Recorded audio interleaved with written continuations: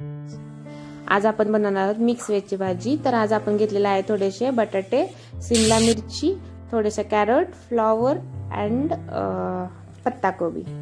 हे सर्व आपण एका प्लेट मध्ये घेतलेलं आहे आणि याच्यासाठी आपण हे सगळं स्टीम करून घेणार आहे। एका बाउल मध्ये आपण हे स्टीम करून घेतोय। त्यानंतर आपण मिक्सर मध्ये टोमॅटो, लसूण, बीट आणि आलं हे सर्व एकदम ग्राइंड करून घेणार आहोत।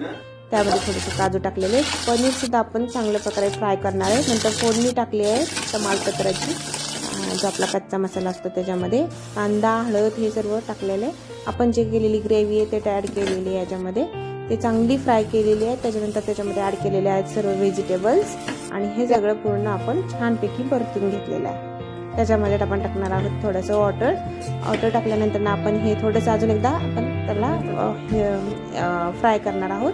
वरून एक पनीरचा तुकडा टाकलेला आपलं छान डेकोरेशनसाठी आणि त्याच्यामध्ये आपण छानपैकी अशी भाजी सर्व केलेली आहे। टेस्ट पण एकदम छान लागते अशा भाजीची, मस्तपैकी ही भाजी खाण्यासाठी पण एकदम छान आहे, टिफिनला देण्यासाठी चांगलं आहे आणि मुलांसाठी तर प्रोटीनयुक्त आहे।